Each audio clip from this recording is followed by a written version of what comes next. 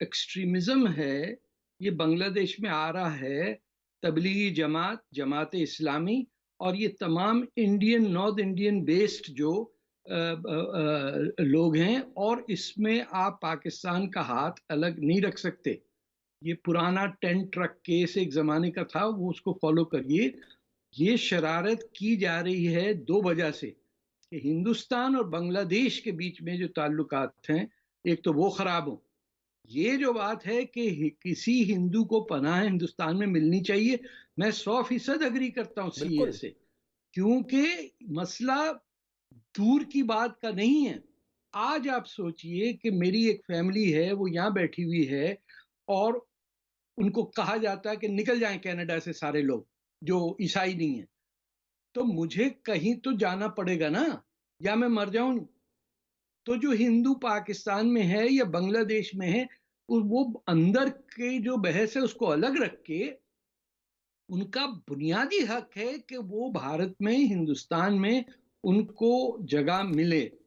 ये ना हो कि वो लोग जो हिंदुस्तान से नफरत करते हो, उनको तो हम हाथ उठा उठा के रोहिंग्या रेफ्यूजीज को यहाँ ला के और वो बंबई में और कहाँ कहाँ तमाशे करें, अटैक करें नेशनल मेमोरियल्स को, वो एक्सेप्टेबल है हमारे अनफॉर्चुनेटली जो लेफ्ट पे यार दोस्त हैं, जो अपने आप को लिबरल समझते हैं। लेकिन जिनके साथ जुल्म हुआ है पिछले एक दिन के अंदर, आप देखिए कि वो फेसबुक के ऊपर एक तस्वीर ये डाल देनी कि साहब मंदिर के अंदर कुरान पढ़ा था। आप ये भी तो सोचिए कि कुरान अगर हटा दें तब दंगा, कुरान रख दें तब दंगा। तो ये कौन करा रहा है? सर ये जो सोच है आपके देवबंद की, इसको बंद कराइए। ये तो हिंदुस्तान के अंदर है। आप मैं तो सोच नहीं सकता हूं कि अगर एक मंदिर में किसी ने कुरान रखा है तो इससे मुसलमानों को क्या तकलीफ है? क्योंकि हम तो हर वक्त कहते हैं हमारा हर मुसलमान का काम है दावत दें इस्लाम का।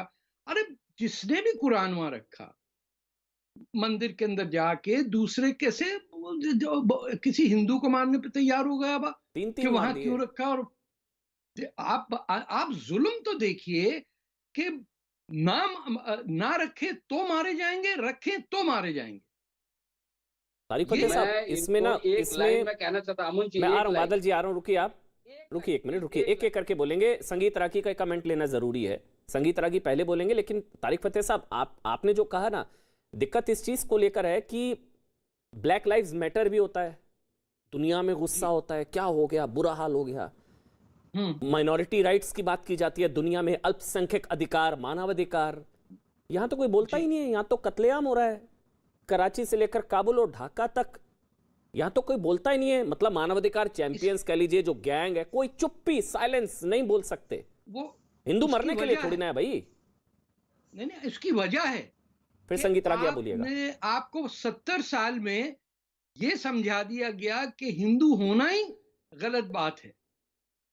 ये जो आपके जहन में डाला गया ना, अब नेहरू जी से लेके फिर उनके 5 एजुकेशन मिनिस्टर्स और उनकी तारीख, अपनी तारीख आपको भुला दी। और कोई कह दे कि मैं हिंदुत्व में बिलीव करता हूं, तो उस पे इस तरह लोग देखते हैं जैसे कि जानवर आ गया कहीं से।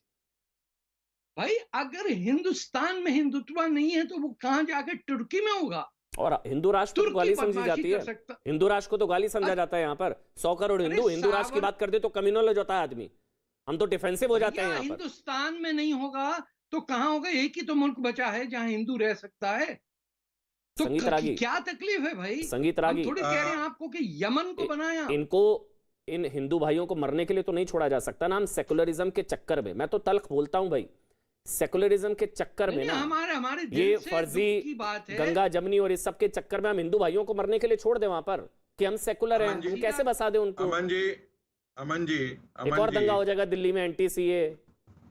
अमन जी, रागी जी, अमन जी, दुनिया में भारत एक अकेला देश है जहां पर बहुसंख्यक इतना सताया जाता रहो, पीटा जाता रहा हो, और उसकी सारी सांस्कृतिक विरासत रोज चौपट की जा रही हो, और वह चुप मुख दर्शक की तरह खड़ा है। एक दूसरी बात, मैं अभी तारिक फतेह साहब जी ने जो कहा, मैं उसी बात को आगे बढ़ाता हूं। जब तक दुनिया से देवबंद के, बहावी के, इस्लाम और तबलीगियों के इस्लाम की व्याख्या को खत्म नहीं करते, जब तक आप उस पर रोक नहीं लगाते, जब तक उस कुरान की व्याख्या पर आप रोक नहीं लगाएंगे, आप माफ कीजिएगा, दुनिया में से कहीं भी आतंकवाद खत्म नहीं होगा।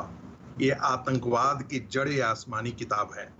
तीसरी बात देखिए, आज जो बांग्लादेश में हुआ है वो पहले पाकिस्तान में हुआ था। बिल्कुल। पाकिस्तान में सारे मंदिर तोड़े गए, सारे वहां से हिंदू भगाए गए, जनसंख्या आकर के 3% के आसपास रह गई।